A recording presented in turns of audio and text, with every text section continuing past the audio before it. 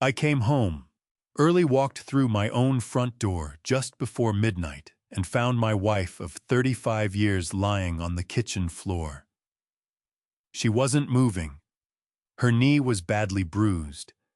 Her hand still gripped the mop handle. My son and daughter-in-law were on the couch eating snacks. My son looked up completely unbothered. "Oh, you're back, Dad. Don't worry about Mom. She does this for attention. We're used to it." After he said that, I stayed silent. But inside, I was already planning the lesson they would never see coming. Before we go further, hit subscribe on Wise Revenge and let me know in the comments, where in the world are you watching this? Right now, city, state, country, I want to know who's in this with me. Some details in this story have been shaped for educational purposes. Names and locations are fictional, but the lesson inside it is one I hope you carry with you. I have driven the same stretch of the Long Island Expressway so many times that I could do it half asleep. And on that particular Friday night in December, I nearly did. 11 hours from Philadelphia, sleet hitting the windshield and sharp little bursts, wipers working double time across the glass.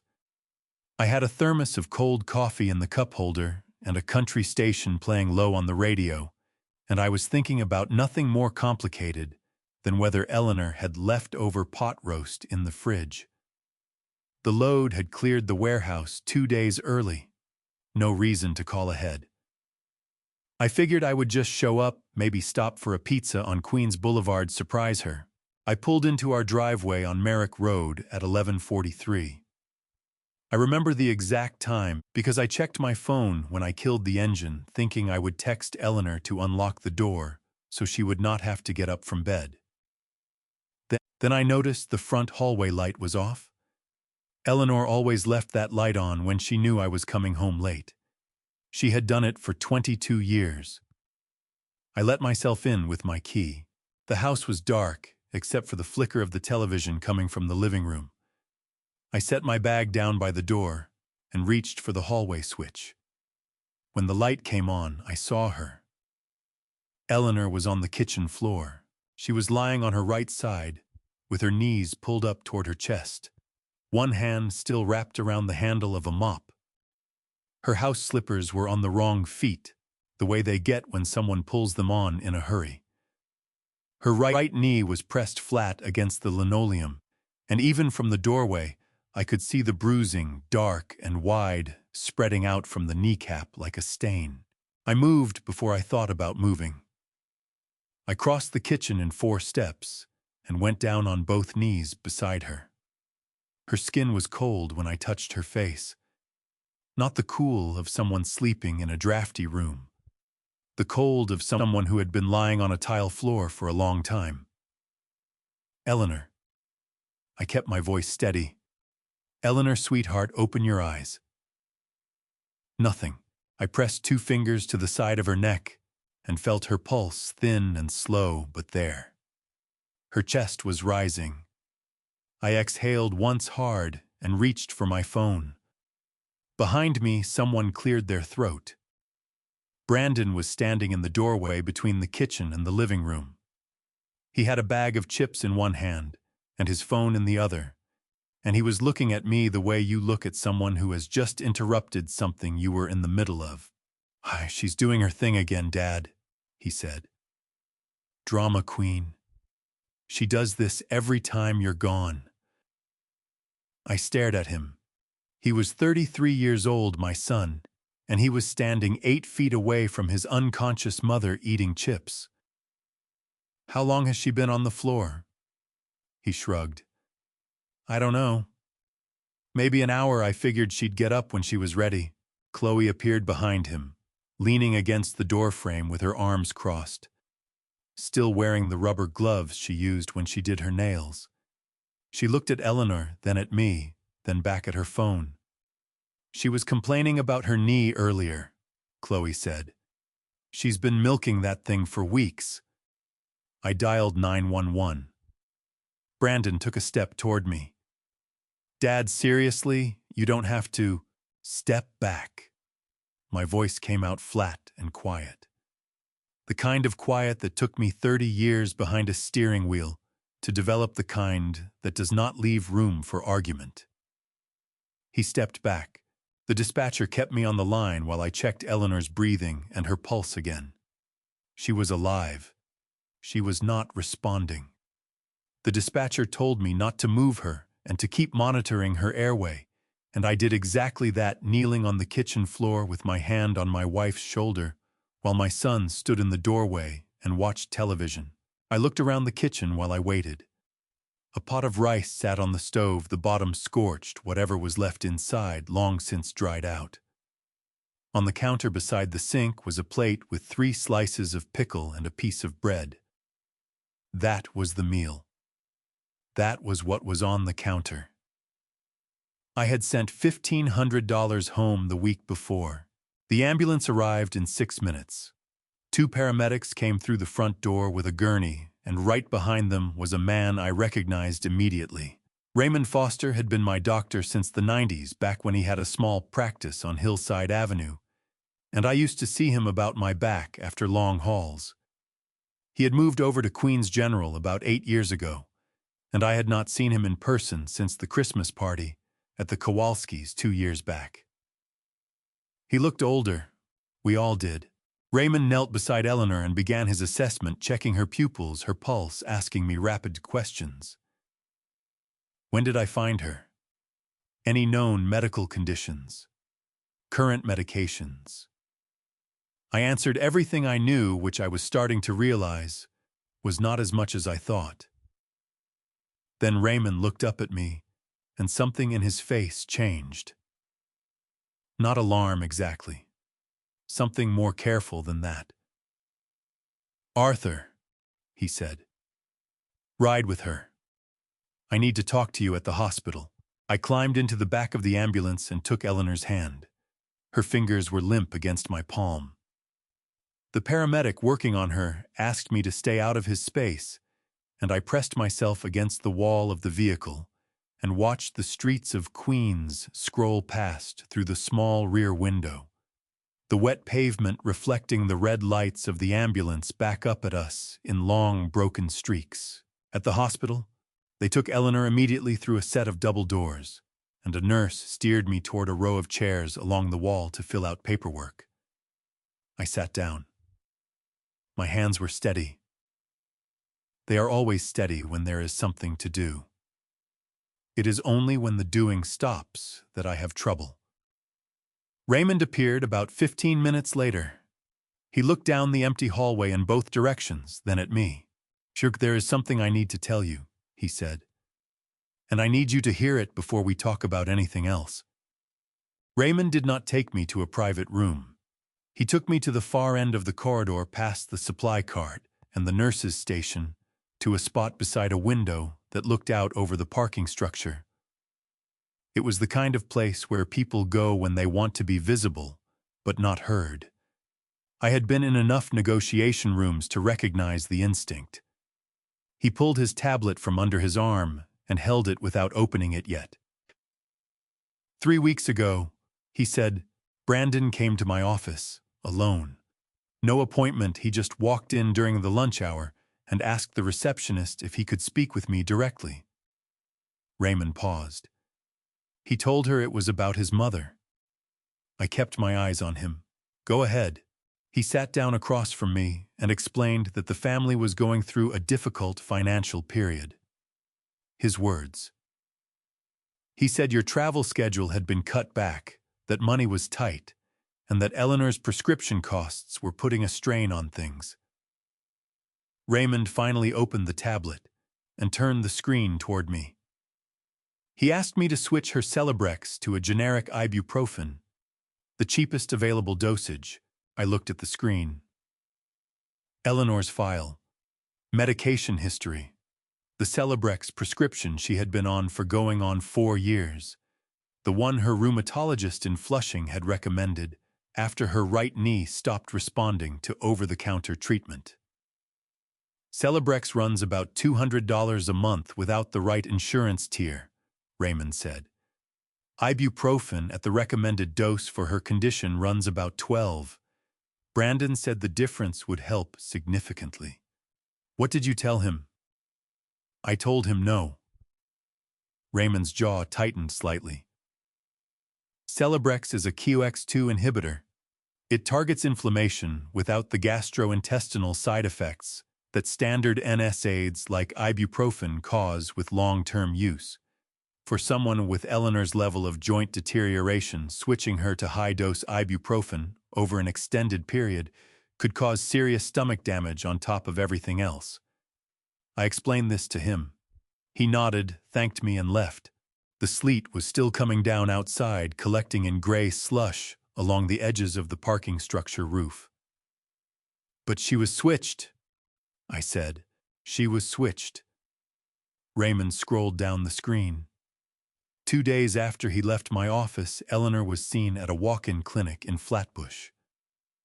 A walk-in clinic is a different kind of facility from a primary care practice. The doctors there typically do not have access to a patient's full history, and they are seeing dozens of people a day. Brandon brought her in, presented the situation as a straightforward cost reduction request, and a physician on duty wrote her a new prescription. He turned the tablet back toward himself. She has been on ibuprofen at nearly double the standard dose ever since. 7 weeks. I pressed my back teeth together and said nothing. See, Arthur, without the proper anti-inflammatory, her knee joint has been deteriorating faster than it should. The muscle groups around it have been compensating, which exhausts them. Add physical exertion on top of that, and from what the paramedics described of the scene, she had been mopping the floor before she collapsed, and you get exactly what happened tonight. Muscle failure, blood sugar crash, syncope. He looked at me steadily. She did not faint because she was being dramatic. She fainted because her body ran out of road. My hands were in my jacket pockets. I made fists inside the fabric and held them there. She knew, I said. Eleanor knew he switched the medication. Yes. She told the intake nurse tonight that she had been aware of the change. She said Brandon explained it as temporary, and that she did not want to trouble you while you were on the road.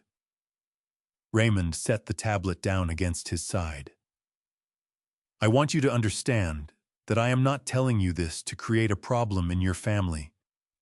I am telling you because I was there when that young man sat across from me and lied about why he needed his mother's medication changed, and I need you to have the complete picture. What else? Raymond exhaled slowly. He reached over and opened Eleanor's file to a different section, the emergency contact panel, at the top of her admission form. He turned the screen toward me and pointed. The primary emergency contact field read, Brandon Callahan. The secondary field was empty. My name was not on the form anywhere. This is the contact information she had on file with us, Raymond said. I checked it tonight when she came in. I don't know when it was changed or who changed it, but the previous version of this record listed you as the primary contact. I stared at my name's absence on that screen for a long moment. 22 years of marriage, and if Eleanor had coded in that ambulance tonight, the hospital would have called Brandon first. Brandon, who had been sitting in the living room eating chips. How long has she been listed this way? The system shows the last update was 4 months ago. I handed the tablet back to him. I thanked him. I walked back down the corridor to the room where Eleanor was resting, and I sat in the plastic chair beside her bed without turning on the overhead light. The monitors beside her beeped in a slow, even rhythm. Her hands were folded across her stomach, and her face in the dim light looked older than I had let myself notice in a long time. I reached over and covered her hand with mine. Then I took out my phone and opened the banking app. The joint account where I deposited Eleanor's household funds every month. $1,500 first of every month, 31 years, without missing a single transfer. I scrolled to the current balance. $214. I began scrolling back through the transaction history. Withdrawals I did not recognize. Amounts I had never approved. Dates that meant nothing to me yet, but which I could already feel beginning to arrange themselves into a shape I did not want to see. I kept scrolling. I left the hospital at 6:40 in the morning. Eleanor was stable, sleeping her color better than it had been the night before. The attending physician told me they would keep her for observation at minimum 4 to 5 days. Her heart had shown some irregularity during the night, likely from the prolonged physical strain combined with the wrong medication over 7 weeks, and they wanted to monitor her while they adjusted her back to a proper anti-inflammatory. I told him I understood. I wrote down everything he said in the Notes app on my phone because I did not trust myself to remember it correctly. The sleet had stopped sometime before dawn. The streets were wet and gray and mostly empty, and I drove home through Queens with the heater running and the radio off. I let myself into the house quietly. It was not quite 7. I locked this door behind me and stood in the hallway for a moment listening. Television off. No movement from upstairs. Brandon and Chloe were still asleep. I had lived in this house for 22 years. I knew every corner of it, every draft, every floorboard that creaked under pressure. I had replaced the water heater twice, repainted the kitchen, once put in the back porch screen myself on a Labor Day weekend when Brandon was still in middle school. This was my house. I paid the mortgage on the 14th of every month on time, without exception, for 22 years. I walked through it slowly, the way you walk through something when you are trying to see it clearly for the first time. The living room was in the condition Brandon and Chloe had left it before bed. 2 glasses on the coffee table, neither of them rinsed. A takeout bag from a burger place on Jamaica Avenue, the receipt still stapled to the outside. I did not touch anything. I just looked. I went upstairs. The door to our bedroom was open. I stepped into the doorway and put my hand on the frame to steady myself. The bed Eleanor and I had slept in for 2 decades was gone, pushed against the far wall, and stripped of its linens, serving as a surface for stacked clothing and paper bags. In its place, centered under the ceiling light, was a ring light on a tall tripod, the kind used for recording video. Beside it stood a white fabric backdrop on a collapsible frame, and against the window sat a vanity table covered in small bottles and palettes that I did not recognize. The room smelled like Chloe's perfume, something synthetic and heavy that had soaked into the curtains. Our things were not in the room. I found them downstairs in the reading room off the hallway, the small interior room without windows that we had used for storage and books. Someone had cleared enough floor space to put a mattress on a low frame. Our dresser was pushed against one wall. Eleanor's reading lamp was on the floor unplugged, leaning against a box of paperbacks. I stood in that doorway for a long time. Then I heard a small sound from the staircase and turned around. Lily was sitting on the 4th step from the bottom, wearing a pink pajama set with cartoon dogs on it, both arms wrapped around a stuffed bear that was nearly as big as she was. She was 7 years old, with Brandon's dark eyes and a habit of chewing her lower lip when she was thinking. She looked at me the way children look at adults when they are trying to decide whether the adult is safe. I walked over and sat down on the step beside her. I did not say anything. I just sat there close enough that she could feel I was there. After a minute, she spoke. "Mommy has a little fridge in her room," she said. "She keeps it locked." She paused, working something out. "She has the key on her phone case." "Yeah," Lily nodded slowly. "It has chicken in it, and the juice boxes. The good ones, the apple ones." She pulled the bear tighter against her chest. "And the strawberry yogurt. The kind with the granola on top." I kept my voice even. "What does Grandma eat?" Lily looked down at the bear's ear. She picked at a loose thread on it for a moment before she answered. "The rice from yesterday." and the pickles. She said it the way children say things that they have accepted without understanding the way they repeat facts about the world that adults have handed them. Grandma always says she's not hungry. She stopped picking at the thread. But one time I saw her eating by the sink, real fast. Before Mommy came downstairs, my throat tightened. I kept my jaw still and my breathing even the way I had learned to do in 30 years of sitting behind a wheel when something went wrong on the road. Did Grandma say anything to you about that? Lily looked up at me with her father's dark eyes. She said, "Don't worry you, Grandpa." She said, "You work real hard and you don't need more worries." I put my arm around her small shoulders, and she leaned into me, the stuffed bear pressed between us. We sat like that for a minute, the two of us on the staircase in the quiet house. Then I stood up, told her I would be right back, and walked to the reading room. I moved the dresser away from the wall slightly and checked behind it. Nothing. I lifted the mattress on one side. Nothing. I crouched down and looked under the low frame. There was a small notebook there, pushed back against the baseboard. Navy blue cover, the kind you find in a 3-pack at a dollar store. I reached in and pulled it out. Eleanor's handwriting was on the first page. Small, careful letters, the way she wrote when she was writing something she intended to keep. I sat down on the mattress and opened it. Eleanor wrote the way she did everything else, carefully, without wasting space. The entries were dated. The first one went back 11 months, written in the same blue ballpoint she kept on the kitchen counter beside the grocery list pad. November 14th. Brandon gave me $220 for groceries this week. I needed $280. I made up the difference from the envelope. I turned the page. December 2nd. Knee was bad today.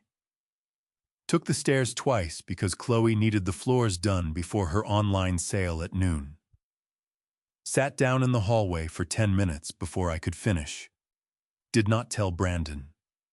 January 9th. Brandon brought home $60 for the week. Said Arthur's transfer was delayed. I checked the account. The transfer came through on the first, same as always. $1,500. Same as it has been for years. I stopped reading and looked at the wall. The transfer had come through. Brandon had told Eleanor it was delayed, taken the cash allocation for himself, and handed her $60 to run the household for a week. I thought about what $60 bought at the Associated Supermarket on Merrick Road. Not much. Not enough. I kept reading. March 3rd. Knee swelled overnight. Could not bend it this morning. Chloe left a list on the counter, bathroom's kitchen floor, the windows in the front room. I did what I could. Told her the windows would have to wait. She said fine, but her face said something different. April 21st. Brandon said the medication change is temporary, just until things settle down. I did not argue. Arthur is on a long haul this week. I don't want to bother him with this. Page after page. Dates and numbers and small, careful observations. Eleanor had not been keeping a diary. She had been keeping a record. There was a difference. A diary is for feelings. What Eleanor had written was evidence, though she had never thought of it that way. She had just been a woman trying to keep track of things that did not add up in a house where she was the only one paying attention. The last entry was from 9 days ago, December 2nd. Knee is worse than it has been. I used the mop handle to get up from the kitchen floor this morning. It took me 4 tries. I did not tell Chloe. Arthur calls from the road on Thursday. I will not tell him either. He works too hard. I don't want him to worry. I'll be okay. I closed the notebook. I sat on the edge of that mattress in the windowless room for a long time. The notebook in both hands, my thumbs pressed against the cover. Outside the door, I could hear the house starting to wake up. water running through pipes, a door opening upstairs, the muffled sound of Chloe's voice. I picked up my phone and called Dave Kowalski. He answered on the second ring, which meant he was already at the yard. Dave was 63 and had been running his freight company out of a converted warehouse in Maspeth for going on 20 years. He got there at 6 every morning and left at 7 every night, and had not taken a vacation since his wife passed in 2019. Arthur. His voice was the same as always, flat and direct, like gravel shifting. You're calling early. I need to ask you something about Brandon. A pause. All right. 'Cause back in August I asked you if you would take him on. Show him the warehouse operation, maybe work up to a driving certification over time. You said yes. I kept my voice level. Did he ever show up? The pause this time was longer. Haha, Arthur, that kid called me once. In August, like you said. I told him to come in on a Monday morning, 8 o'clock, steel-toed boots, ready to work. That was the last I heard from him.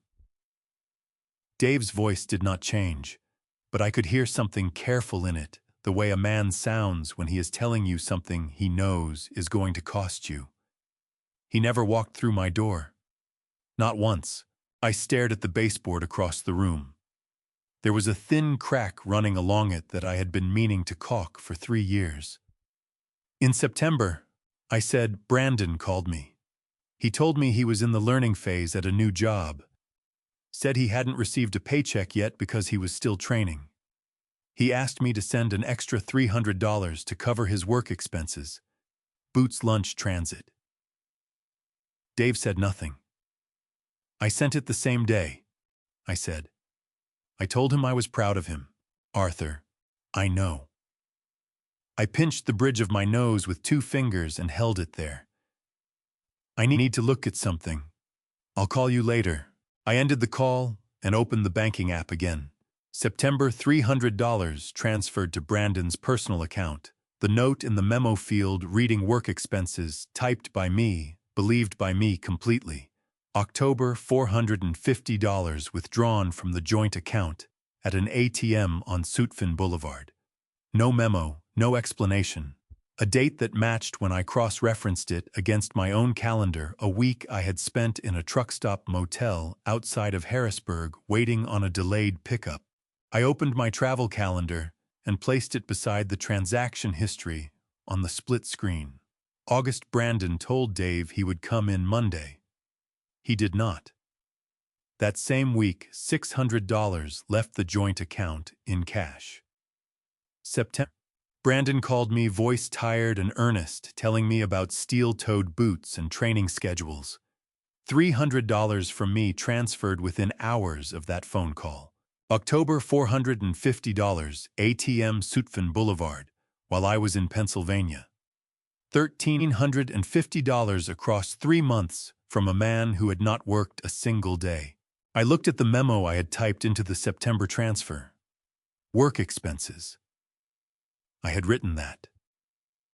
I had sat in a truck cab somewhere outside of Newark and typed those 2 words because my son had called and told me he was trying, and I had believed him without asking a single question, and I had felt something close to relief. I put the phone down on the mattress beside me. Then I picked it up again and called Margaret Collins. Eleanor was sitting up when I arrived.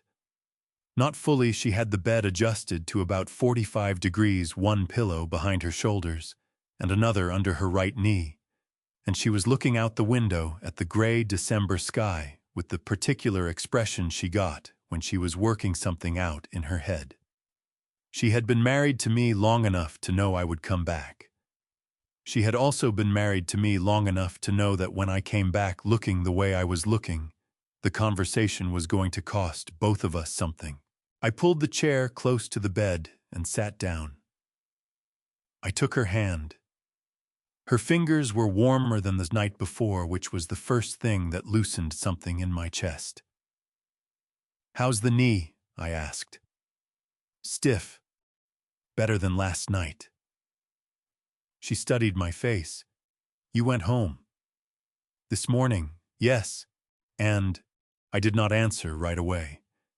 I had been turning over how to begin this conversation for the entire drive from Queens General to the hospital, and I still had not landed on the right place to start. So I started at the beginning, the way I always did, when a situation was complicated enough that shortcuts made it worse.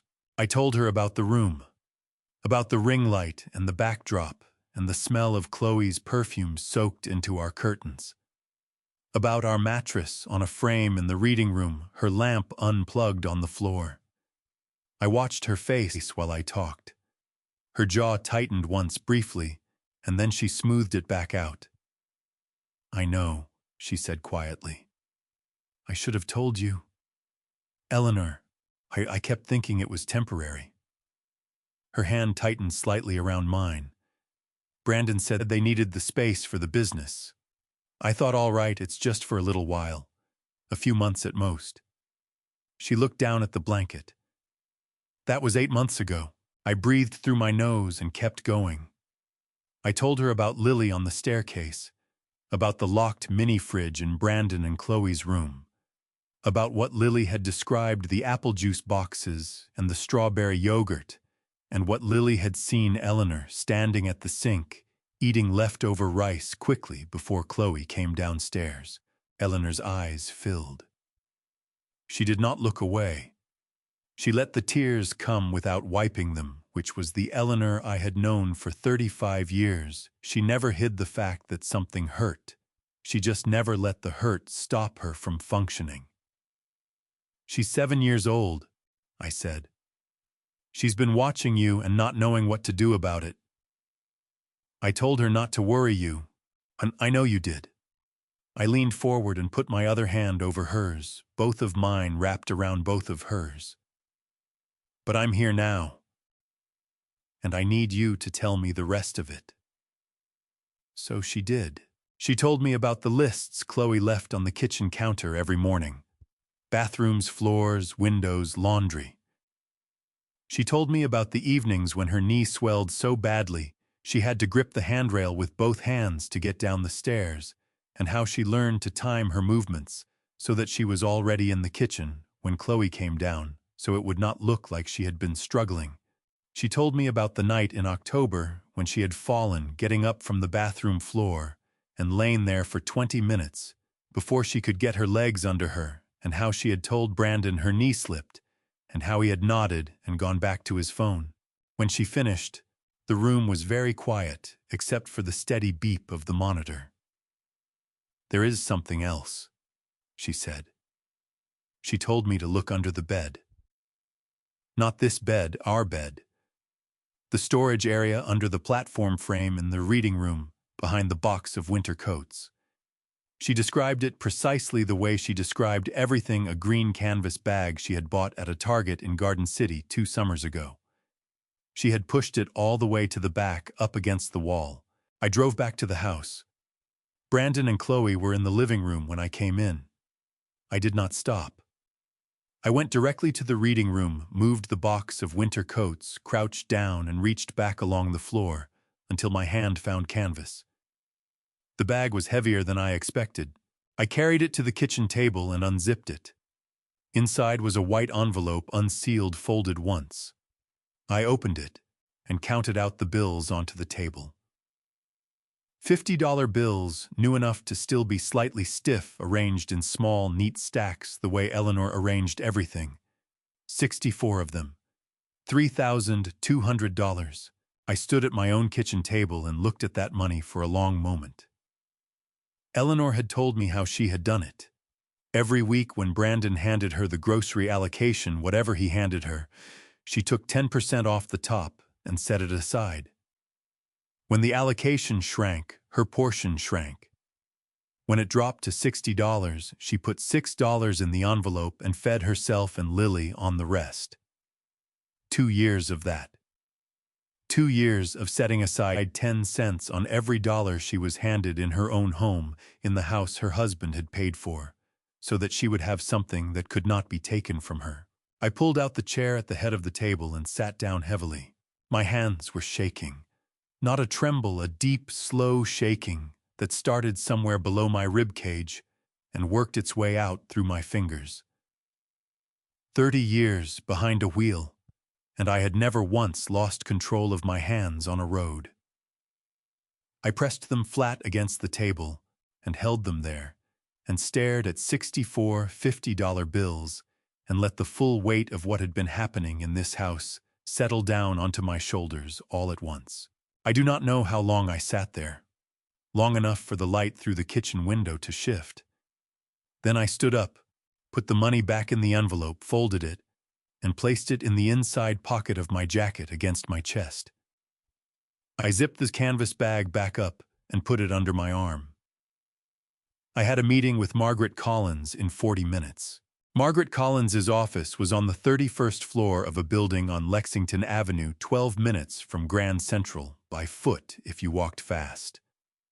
She was 60 years old and had been practicing estate and family law in Manhattan for going on 35 years, and Dave had recommended her to me 2 years ago, when I had been thinking about getting my affairs in order. I had never followed through on that. I was following through now. She listened to everything without interrupting. I laid it out the way I laid out a delivery manifest, in order without editorializing. The medication switch, the emergency contact change, Eleanor's notebook, the transactions I had found in the banking app, Dave's confirmation that Brandon had never set foot in the warehouse, the $3,200 Eleanor had hidden in the toe of a canvas bag under a bed in a room without windows. When I finished, Margaret was quiet for a moment. Then she opened her notepad and began writing. "The house," she said. "Is it in your name alone or jointly with Eleanor?" "Mine alone. I bought it before we married. Eleanor was added to the deed in 2001. "So you hold it jointly now?" "Yes." She wrote something down. "Arthur, the first thing we need to address is asset protection. If Brandon has personal debts, and based on what you've described, I suspect there are debts you don't yet know about. Creditors could potentially attempt to attach claims against property he occupies. We need to make sure your home is clearly structured in a way that does not expose it to his liabilities." She looked up. "I also want to discuss a formal notice of occupancy terms. Something in writing that establishes what is expected of Brandon and Chloe as residents of your property, with clear consequences for non-compliance." I told her about the money going out of the joint account, the pattern of withdrawals on dates when I was on the road. Margaret set her pen down. "I want you to do one thing before you go home today. Pull every transaction from that joint account going back 18 months and print them. Every single one. Put them in a folder and bring them to me on Monday." I told her I would. She walked me through the basics of what New York state law provided in terms of homestead protection, the homestead exemption under civil practice law and rules, Section 5206, which protected a primary residence from being seized to satisfy the personal debts of someone who was not the owner of record.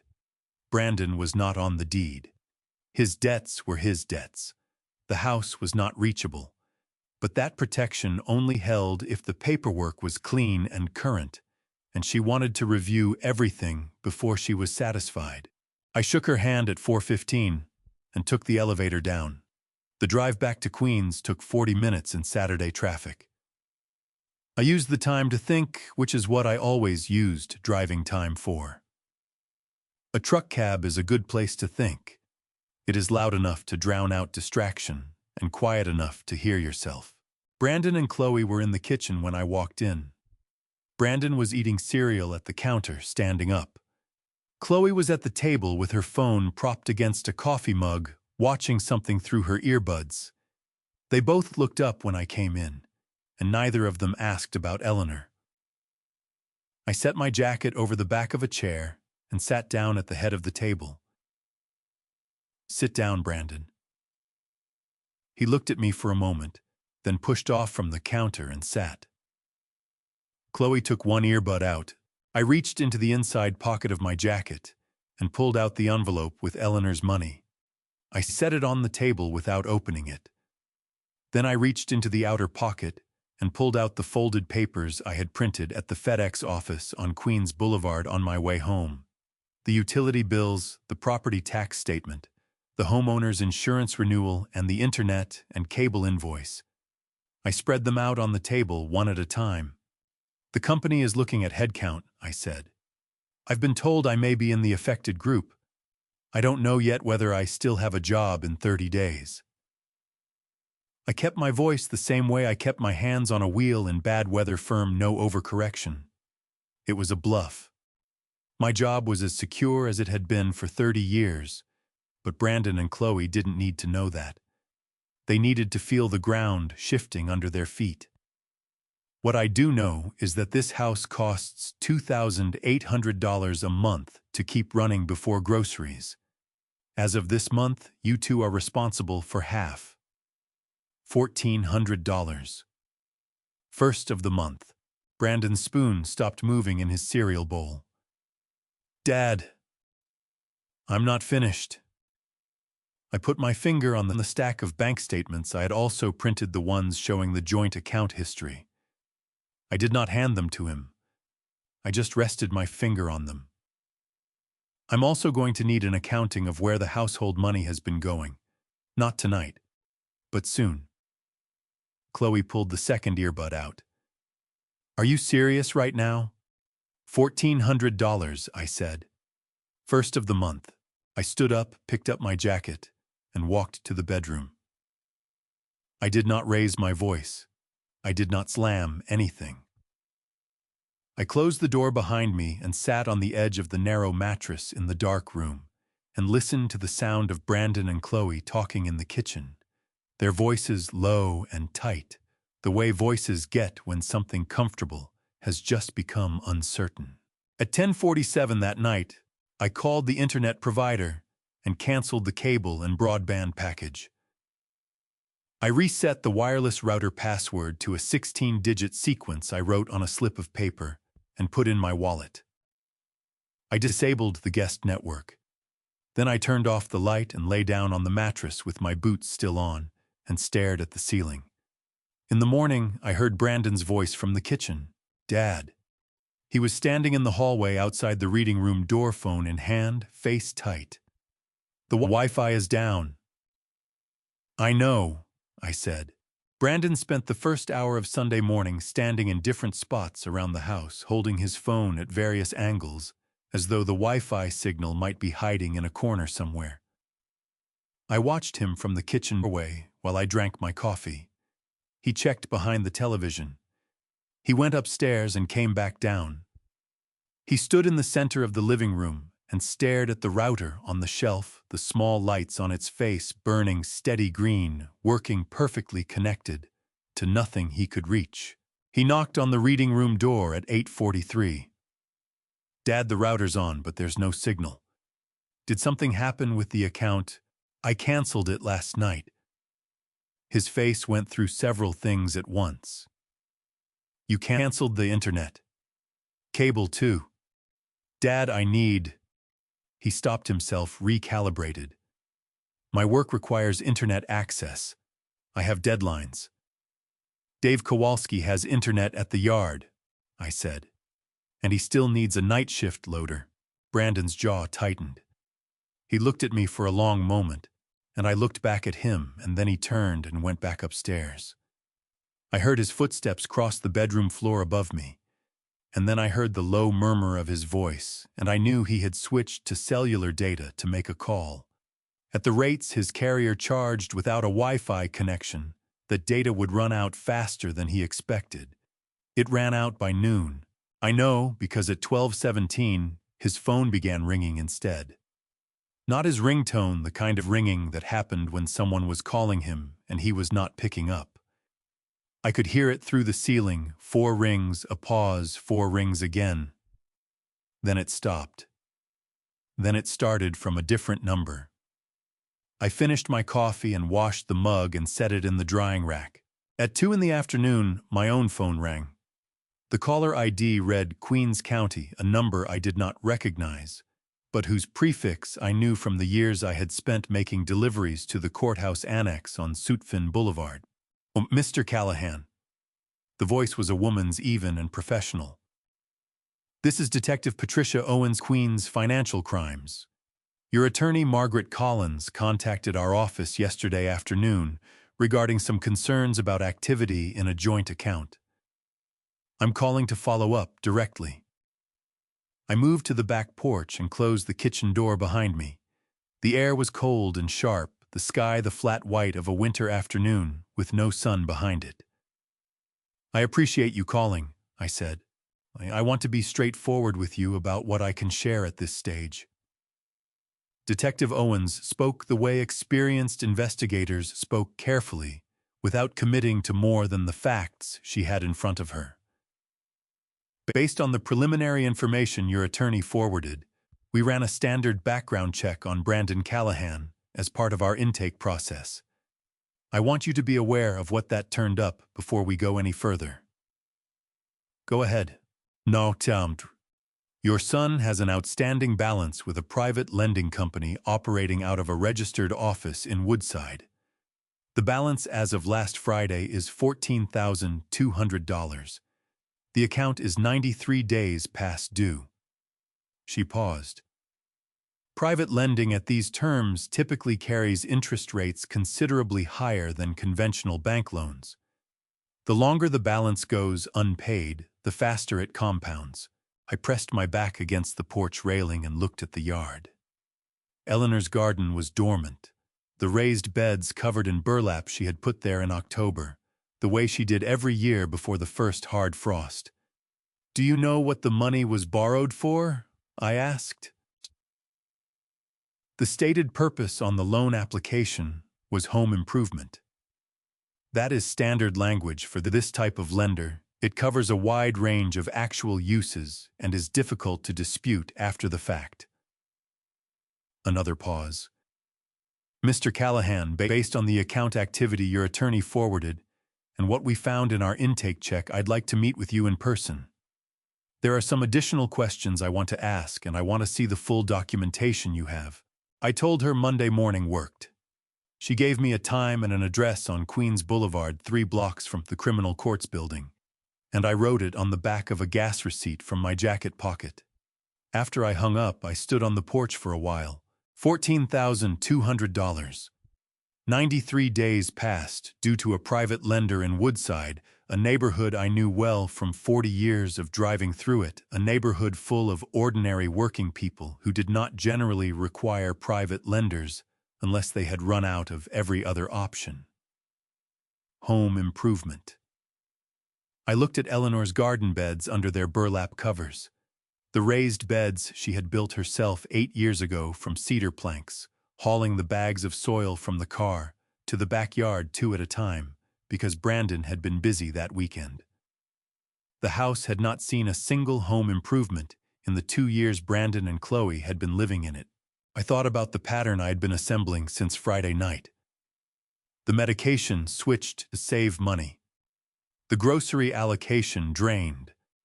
The $1,350 across 3 months of fabricated work expenses. And underneath all of it, a debt nearly the size of a used car that had been accumulating interest for 93 days while Brandon sat in my living room watching television and eating chips. Every piece of it had the same shape. Every piece of it pointed the same direction. That night, I sat at the small desk in the reading room and opened my laptop. I pulled up the banking statements I had printed at FedEx, smoothed them flat on the desk surface, and began matching dates against my own travel log, the one I kept in a spiral notebook in the glove compartment of my truck and transferred to a spreadsheet every quarter. I had done this for 30 years. It was how I tracked mileage for taxes. By 10 o'clock, I had a table with 2 columns. On the left, the dates I had been on the road. On the right, the dates money had left the joint account in amounts that did not correspond to any household expense I recognized. The overlap was not partial. It was complete. I picked up my phone and called Margaret. "There is more," I said when she answered. "I need to bring you everything tomorrow, not just the bank statements." "How much more?" I looked at the 2 columns on my screen. "Enough," I said. I was at Margaret's office by 8:30 Monday morning with a folder 2 inches thick. Bank statements going back 18 months, printed in order and paper-clipped by quarter. My travel log from the same period, the handwritten one from the glove compartment transferred to a printed spreadsheet. Eleanor's notebook sealed in a clear plastic sleeve because I did not want anyone else's hands on it.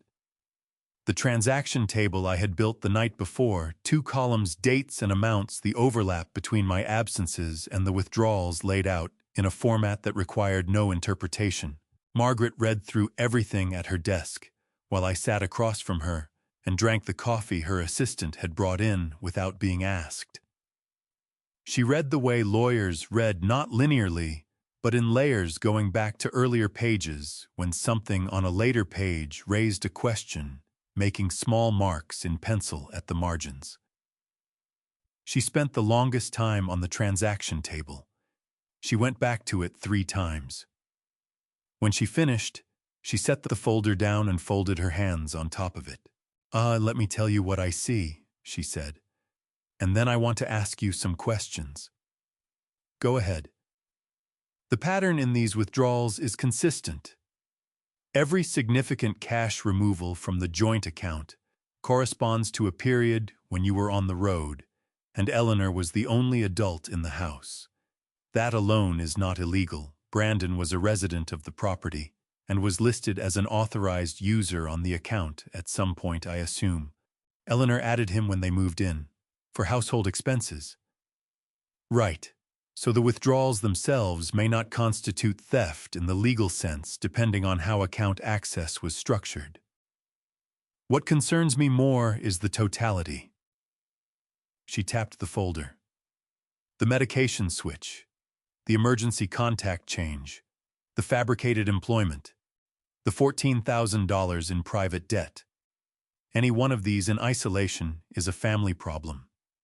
Together they form something with a different shape." She picked up her pen. "Here is what I want to do today. First, we are going to complete the paperwork to add Eleanor formally to the property deed under joint tenancy with right of survivorship.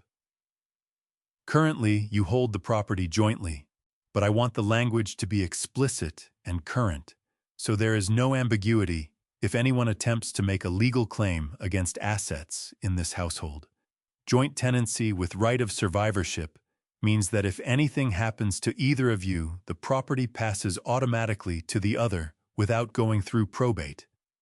It also means that Brandon has 0 legal claim to this property, regardless of how long he has been living in it." I nodded. "Second, I am going to prepare a letter of formal notice. This is a written document delivered to Brandon in person that establishes the terms under which he may continue to reside at this address. It will specify a 30-day window and 4 conditions. If those conditions are not met, we proceed to a formal eviction filing through Queens Housing Court." She looked up. "New York eviction law requires that process to go through the courts. You cannot physically remove someone from a residence without a judge's order, even if you own the property outright. The letter gives us the legal foundation to begin that process if necessary." "Understood." Third, Margaret set her pen down. "You mentioned the possibility of a forged document, a loan application using Eleanor's name and signature without her knowledge. I don't have it in hand yet, but I believe it exists." "If it does," she said, and her voice shifted slightly, taking on the particular weight of someone who has spent decades choosing words carefully. "That is a different category of matter entirely. Forgery in the 2nd degree under New York penal law, Section 170.10, is a Class D felony. Identity theft in the 1st degree under Section 190.80 is also a felony carrying a sentence of up to 7 years. Those are not civil matters. Those go to law enforcement. She held my gaze. If you obtain that document, bring it to me before you do anything else. Do not confront Brandon with it.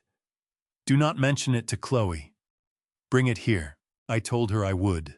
She spent the next 40 minutes walking me through the deed documentation. The quitclaim deed, a legal instrument by which one party transfers their ownership interest in a property to another, would be used to formally restructure how Arthur and Eleanor held the title, making the joint tenancy language explicit and ensuring Eleanor's interest in the property was unambiguous. I signed where Margaret indicated. She would file the paperwork with the Queens County Clerk's office by end of day. The letter of formal notice took another 20 minutes to draft. Margaret read it back to me when it was finished. 30 days. 4 conditions to be determined based on how the next 48 hours developed. Non-compliance would result in eviction proceedings initiated through Queens Housing Court under New York Real Property Actions and Proceedings Law, the standard legal framework governing landlord-tenant disputes in the state. I folded the letter and put it in my jacket. At the elevator, Margaret stopped me. Arthur.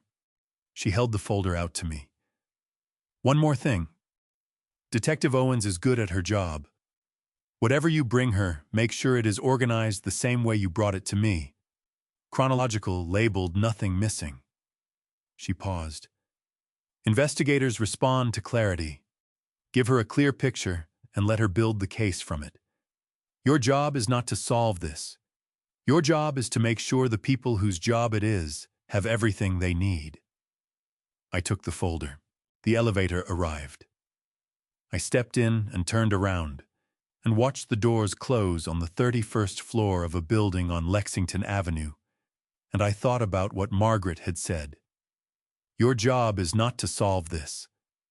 30 years behind a wheel had taught me one thing above everything else. You do not fight the load. You distribute it correctly, secure it properly, and trust the road to do the rest. My phone buzzed in my pocket as the elevator descended. A text from Chloe. 4 words. We need to talk. Before I reveal what Chloe put on that table, the document that turned everything into a criminal matter. Comment 9 right now, so I know you're still with me. Some elements in this story have been shaped for educational purposes. If this content isn't for you, it's okay to step away, no judgment here. I did not respond to Chloe's text until I was back in Queens. I pulled into a parking spot on Merrick Road, cut the engine, and typed 3 words. What time tonight? She replied within 30 seconds. 10. After Brandon's asleep. That told me several things at once. She did not want Brandon to know she was talking to me. She had been waiting for an opportunity, not creating one. And she had chosen the word asleep rather than out, which meant she knew Brandon was not going anywhere. Which meant she knew something about his state of mind that she had not shared with anyone yet. I spent the hours between returning home and 10 o'clock, doing what I had been doing since Friday night, documenting. I added the new information from Detective Owens to the spreadsheet, flagged the private lending account in Woodside, with its balance and its due date, and cross-referenced the loan origination date against my travel log. The loan had been opened 11 months ago on a Tuesday in January, when I had been sitting in a rest stop outside of Allentown, Pennsylvania, waiting for a loading dock to clear. At 9:58, I heard Brandon's footsteps cross the ceiling above me and stop. The light under the reading room door, which had been leaking in a thin yellow strip from the hallway, went dark. I waited 10 minutes. Then I opened the door and went to the kitchen. Chloe was already there. She was sitting at the far end of the table, not in her usual seat.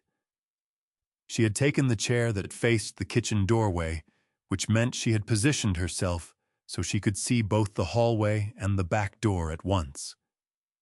She was wearing a sweatshirt I did not recognize, dark gray, her hair pulled back, and she was not wearing the kind of careful face she usually wore around me. That face, the polite, slightly bored expression she defaulted to whenever we were in the same room, was gone. What was underneath it was something rawer and considerably more frightened. I sat down across from her and did not say anything.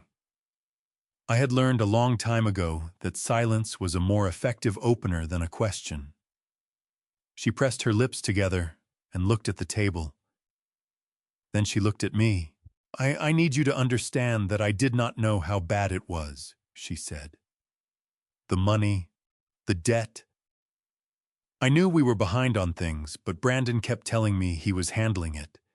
He kept saying, "Give me another month, just one more month," and I believed him, because I did not have a reason not to.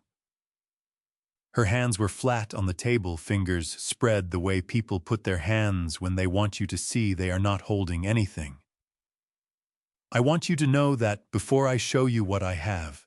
"All right," I said. She reached into the front pocket of the sweatshirt and took out a folded piece of paper. She unfolded it carefully, smoothed it flat against the table with both palms, and pushed it across to me. It was a loan application. Single page, the kind generated by a consumer finance company, the logo of a business called Meridian Capital Solutions, printed across the top in dark blue letters. The form was dated 14 months ago. The applicant name field read Eleanor Callahan. The address matched our house on Merrick Road. The requested amount was $8,000. The stated purpose was home improvement. And at the bottom of the page, in the signature field, was a signature. I looked at that signature for a long time. I had watched Eleanor sign her name thousands of times over 35 years. On the mortgage papers for this house. On Lily's school enrollment forms.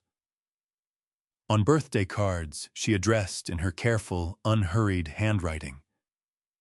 The signature on this document had the right letters in roughly the right order, but the pressure was wrong, and the loop on the capital E was closed in a way Eleanor's never was, and the whole thing had the slightly labored quality of someone who was copying something they had studied rather than producing something automatic.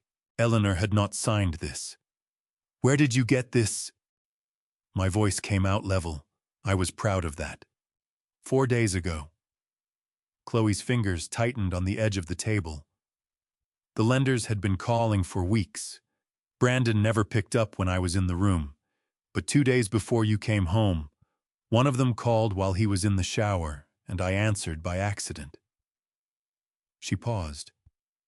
They told me the account was 90 days past due, and that they were considering legal action. I told them they had the wrong number and hung up. She looked down at the table. That night Brandon came home late and he was agitated, going through his pockets, checking his wallet. The paper fell out onto the kitchen floor when he pulled his phone out. He did not notice. I picked it up after he went upstairs. "But you held onto it for 4 days." "I did not know what to do with it." Her voice tightened. "I did not know if I should give it to you or throw it away, or pretend I never saw it. I have a daughter in this house, Arthur. I was trying to figure out what the right move was for her."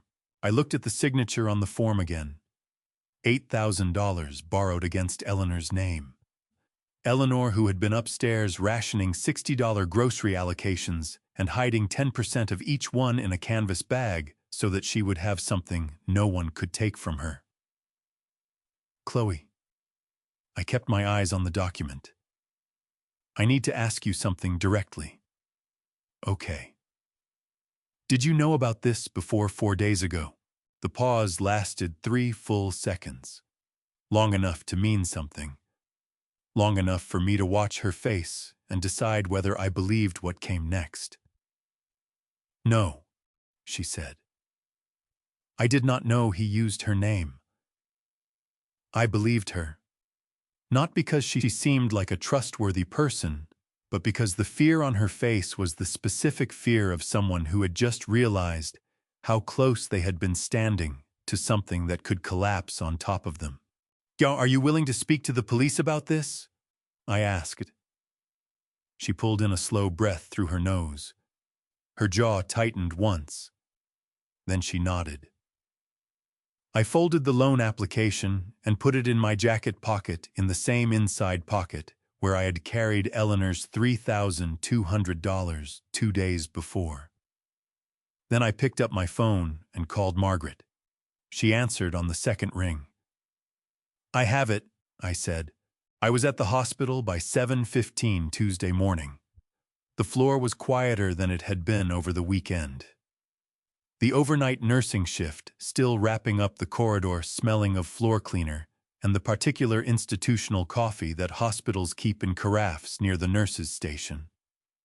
Eleanor's door was half open. I knocked twice and pushed it the rest of the way. She was awake. She had been awake for a while. I could tell the bed was adjusted upright, and she had her reading glasses on, though there was nothing in her hands to read. She looked at me when I came in, and the expression on her face was the one she wore when she already knew something was coming and had decided in advance to meet it straight on. I sat down. I did not take her hand first. I reached into my jacket and took out the loan application and unfolded it on the blanket in front of her, smoothing the creases flat with 2 fingers so she could read every line clearly. She looked at it for a long time without touching it. Her reading glasses made her eyes appear slightly larger than they were, and I watched those eyes move across the form, the company name at the top, the applicant field with her name printed in it, the address, the dollar amount, and finally the signature line at the bottom.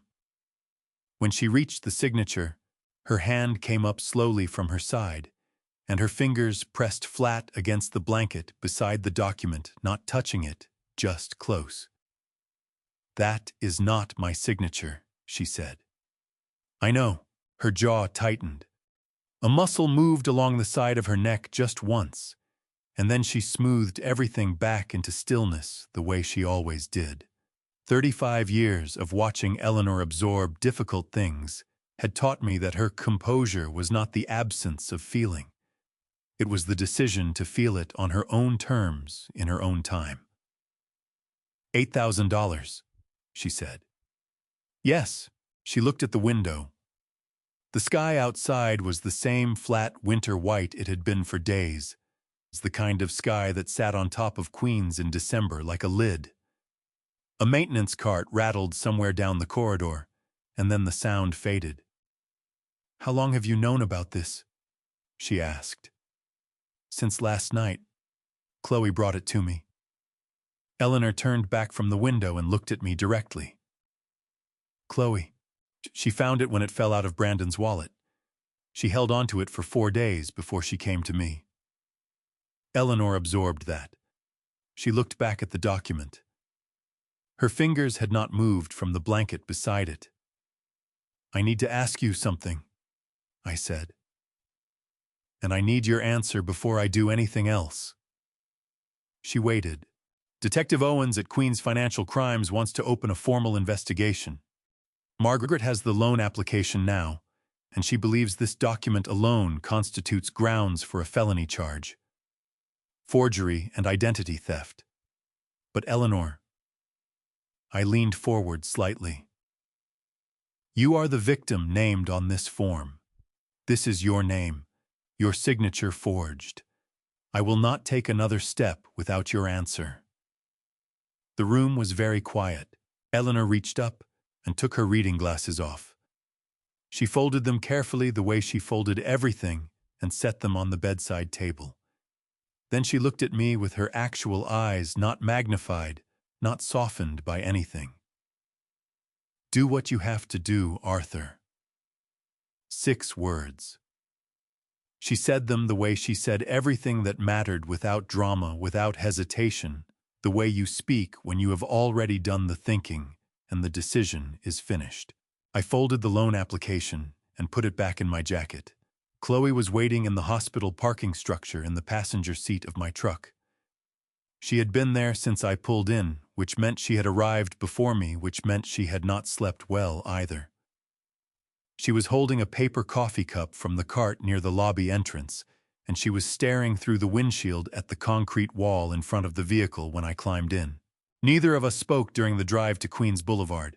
Detective Patricia Owens was a compact woman in her middle 40s, with close-cropped hair and the kind of unhurried efficiency that came from years of working financial crimes, which was slower and more procedural than television made it look. She had a corner desk in an open-plan office on the 4th floor, 2 monitors, and a neat stack of accordion folders beside her keyboard. She stood when we came in and shook hands with both of us and gestured to 2 chairs across from her desk. I placed the folder on her desk. She opened it and began reading. 20 minutes later, she looked up. "Mr. Callahan, I want to be precise with you about what this document represents under New York law." She set it down squarely in front of her. "Forgery in the 2nd degree covered under Penal Law Section 170.10 applies when a person falsely makes, completes, or alters a written instrument with intent to defraud. A loan application is a written instrument. The signature is false. The intent to defraud is established by the financial gain." She paused. "That is a Class D felony carrying a sentence of up to 7 years.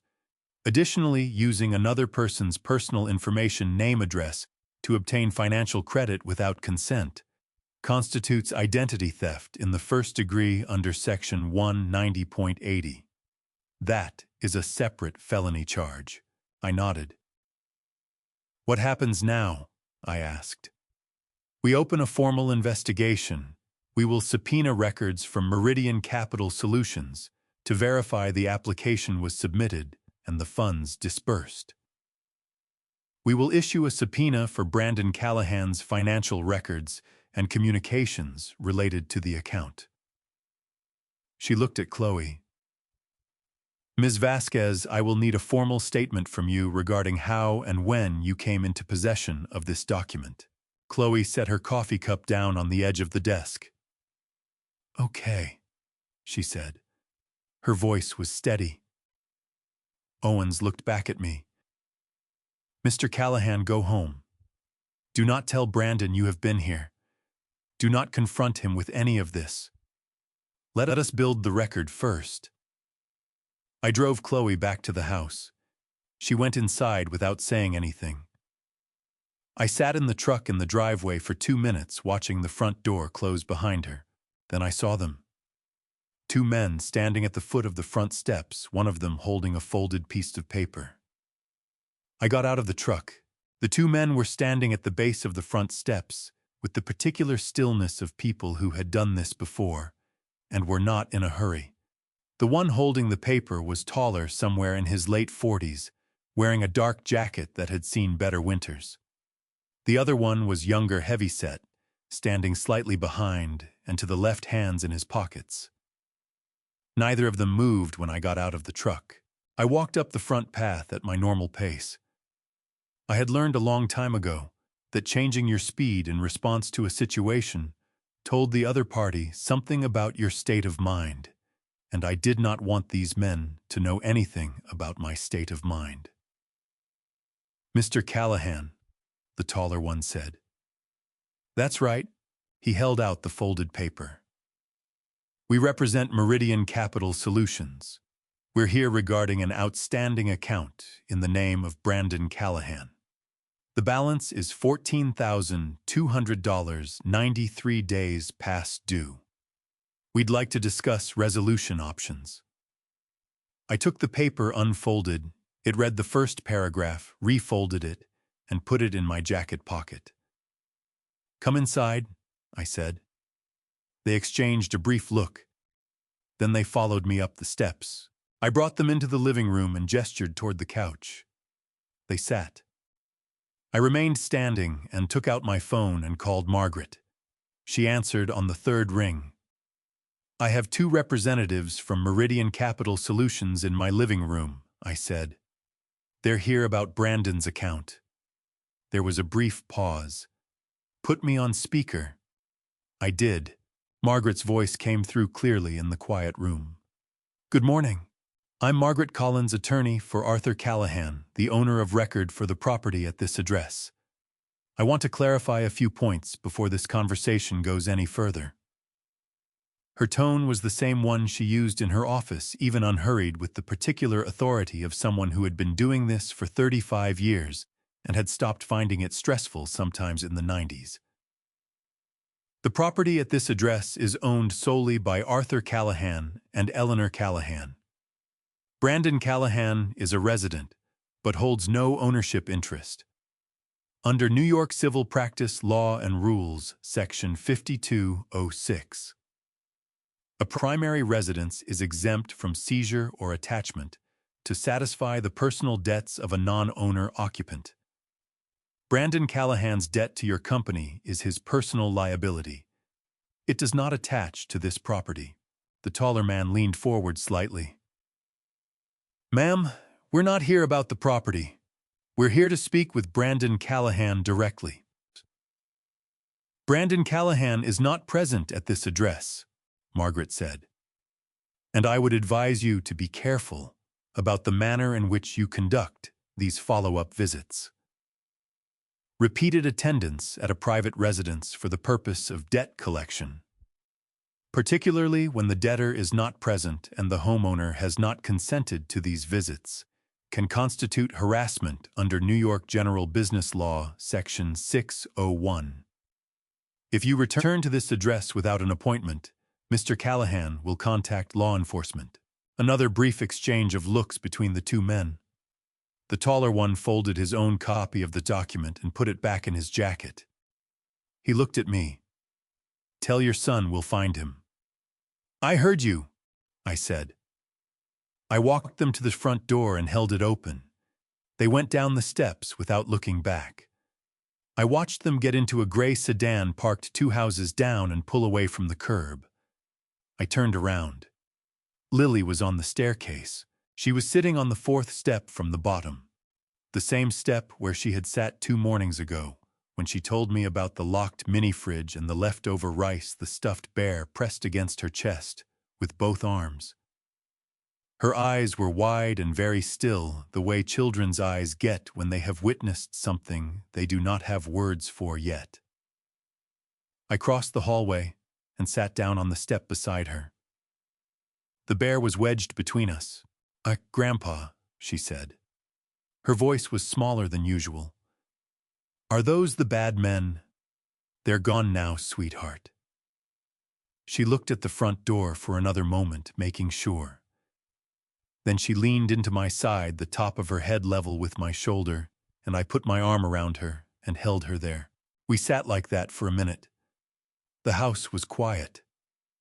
Outside, a truck went past on Merrick Road, the sound of its engine rising and fading the way engines did when you lived on a street with enough traffic to stop noticing it, unless something made you pay attention again. Then I heard the back door. It opened carefully, the way someone opened a door when they were trying not to make a sound, and then there were footsteps in the kitchen, slow and deliberate. I looked up from the staircase. Brandon appeared in the kitchen doorway.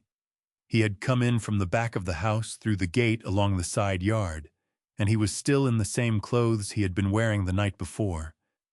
He looked at Lily first, then at me. His face was the face of a man who had been standing outside watching through a window and had waited until the gray sedan was gone before coming in. The calculation was visible in it, the timing of it, and seeing that calculation on my son's face, the instinct to wait and see rather than walk through his own front door settled something in my chest that had been uncertain since Friday night. I looked at him steadily. Lily, I said. Can you go upstairs for me? I'll be up in a little while. She looked at Brandon, then back at me. She stood up without arguing and went up the stairs, the bear trailing from one hand. When I heard her door close on the 2nd floor, I stood up from the step. Brandon's hands moved slightly at his sides, the small, restless movement of someone whose instinct was to reach for a phone that was no longer working the way it used to. Sit down, Brandon, I said. It was not a question. He knew it was not a question. He stood in the kitchen doorway for 3 full seconds, and then he pulled out a chair at the kitchen table and sat down.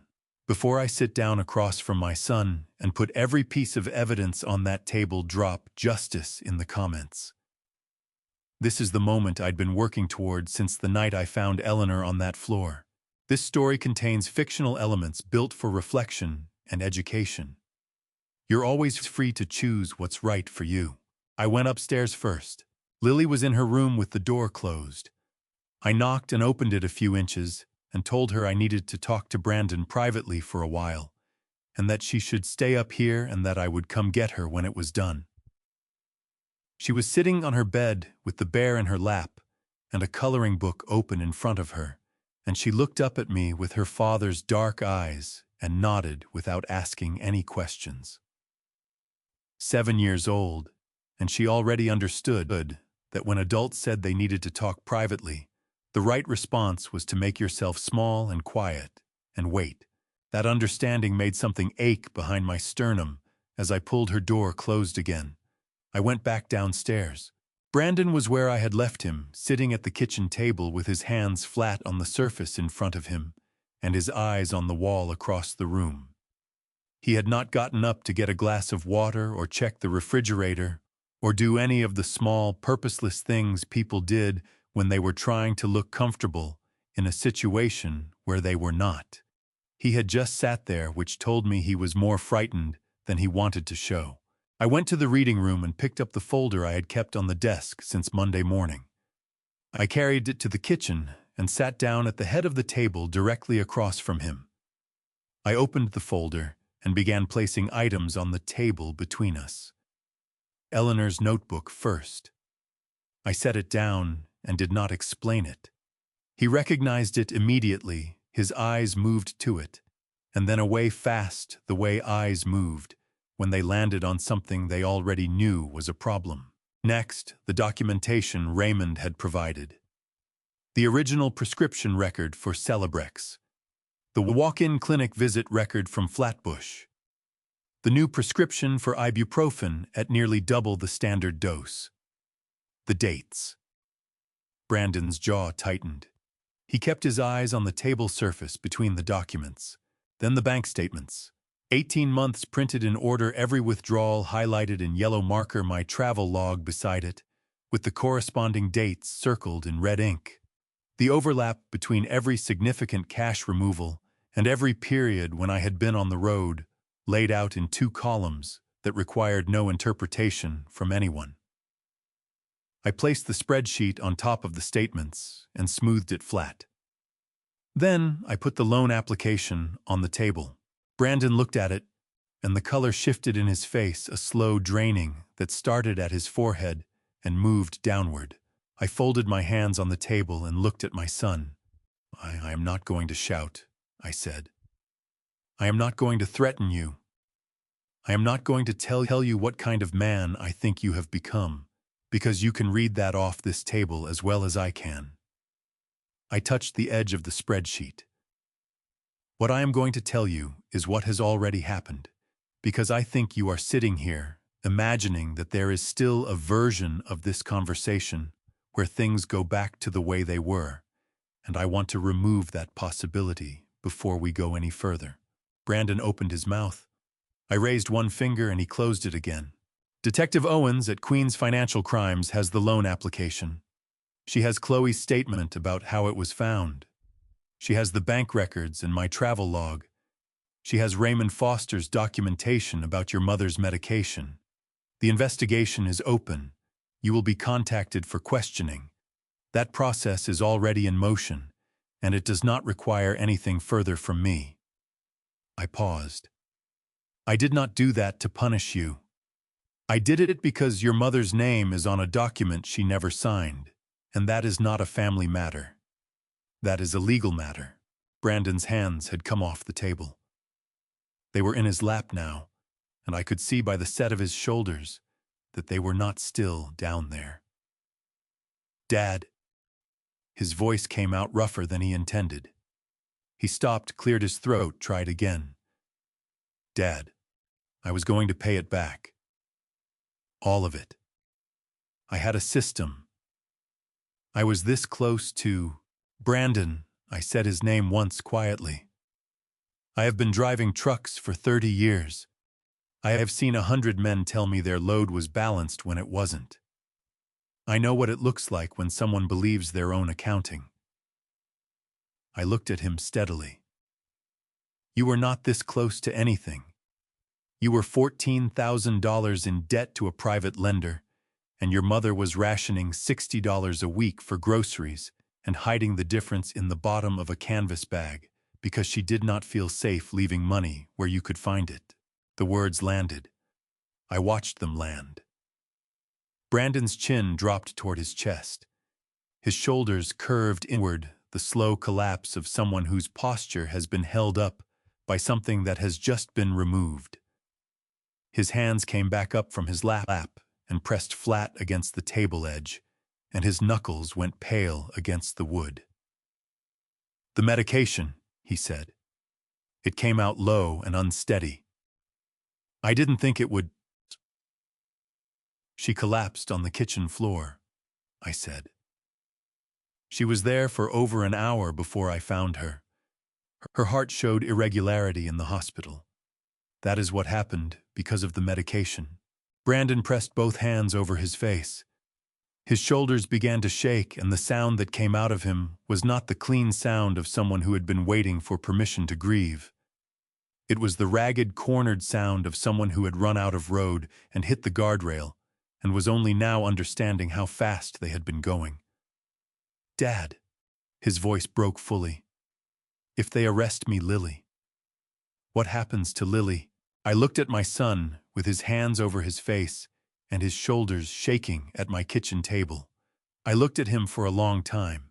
Once when Brandon was 9 years old, he had fallen off the back fence trying to retrieve a baseball and broken 2 fingers on his right hand. He had not cried at the fall. He had cried 2 hours later, sitting in the emergency room waiting area when the adrenaline wore off and the pain finally got through. I had sat beside him in those plastic chairs and put my hand on the back of his neck and held it there without saying anything because there was nothing to say that would move the pain from one place to another. I stood up from the table. I did not put my hand on the back of his neck. I did not tell him it was going to be all right, because I did not know whether it was. I picked up the folder, tucked it under my arm, and walked toward the hallway. At the kitchen doorway, I stopped. Think about what you want your daughter to know about who you are, I said. Not who you were this year, who you decide to be starting tomorrow. I went into the reading room and closed the door behind me. I heard it at 5:40 in the morning, a rolling sound on the floor above me, the specific drag and bump of a wheeled suitcase being pulled across hardwood, navigating the narrow space between the bed and the wall. I had been awake since 4, lying on the reading room mattress, staring at the ceiling, the way I had been doing every night since Friday, and when I heard the sound, I did not move. I lay there and listened to it track across the ceiling, pause track again, and then stop near the door of the master bedroom. Then footsteps. Smaller ones, lighter, quick, and purposeful, the way Lily's footsteps always were, followed by the distinctive sound of a child's backpack zipper being pulled. I looked at the ceiling and made myself breathe slowly. The sounds continued for about 20 minutes. Cabinet doors in the bathroom, the squeak of the closet in the upstairs hallway. At one point I heard Lily's voice, a single low question, and Chloe's voice answering in a murmur too quiet to make out words. Then the sounds moved toward the top of the stairs. I got up and put on my boots and went to the kitchen. I was standing at the counter with a glass of water when Chloe came downstairs. She had the rolling suitcase behind her and a duffel bag over one shoulder, and Lily was beside her in her coat and backpack, the stuffed bear tucked under one arm. Chloe stopped when she saw me. Her face was composed, the careful face, but underneath it, something had shifted. She looked like someone who had made a decision in the middle of the night and was not going to revisit it. Lily looked at me from beside her mother. Her eyes were serious in the way they got when she had been told something and was still deciding what to think about it. "Good morning, sweetheart," I said. "Good morning, Grandpa." Chloe looked at me for a moment. "I'm going to my mother's, in Brooklyn." She said it the way people stated facts they did not intend to defend. "I know," I said. She held my gaze for another second. Then she reached into the front pocket of her jacket and took out a folded piece of paper and set it on the kitchen counter beside me. She did not explain it. She picked up the duffel bag strap, took Lily's hand, and walked to the front door. At the door, Lily turned around and looked at me one more time. Her lower lip was pressed between her teeth, the way it was when she was thinking hard. "Grandpa," she said, "will you come see me?" "I'll be there Saturday," I said. "I'll bring the good donuts." Her face did not fully relax, but something in it settled. She turned and went out the door behind her mother. I listened to them go down the front steps, and then I heard a car start at the curb, a rideshare. I realized which meant Chloe had arranged this last night, had planned the exit with enough forethought to book a car in advance. I unfolded the paper she had left on the counter. It was a handwritten note, 5 lines on a piece of paper, torn from the same kind of lined notepad Eleanor kept by the phone. I didn't know about the loan. I didn't know how bad the debt was. I should have paid more attention. "I'm sorry about Eleanor. Tell Brandon he knows where to find Lily when he's ready to be her father." I folded it back up and set it on the counter. I stood in the kitchen for a while, listening to the house. For the first time since Friday night, the rooms above me were quiet in a different way. Not the quiet of people pretending nothing was wrong. The quiet of absence, which was its own kind of weight, but a different one. At 6:45, Brandon came downstairs. He was in the same clothes he had been wearing the day before, which told me he had not slept. His hair was not combed. He came into the kitchen and stopped when he saw only me there, and his eyes went to the empty coat hooks by the front door, and then to the counter where Chloe's note still sat, and then to the ceiling above the kitchen, which was also the floor of the room where Chloe and Lily had been sleeping. He picked up his phone from the counter where it had been charging and dialed. 4 rings. He dialed again. 4 rings. The third time the call connected, and I heard Chloe's voice from the small speaker, thin and far away. "Lily's fine," she said. "Don't call again." The line went dead. Brandon stood with the phone against his ear for another 3 seconds, after she hung up, the way people kept phones to their ears when they were hoping the call had not actually ended. Then he lowered it and set it face down on the counter. His chest rose and fell once hard. He pulled out the chair closest to him and sat down at the kitchen table, not in his usual seat, but in the nearest available one, the way people sat when they had stopped caring about where they were in a room. He put both elbows on the table and pressed his hands against his forehead. I poured a second cup of coffee and set it on the table in front of him. He did not touch it. I sat down across from him. Not in the chair I had sat in yesterday, the head of table position I had taken when I needed him to understand a specific power arrangement. I pulled out the chair directly across from his and sat there at his level in the ordinary way 2 people sat when they were going to have a conversation rather than a reckoning. He kept his hands against his forehead.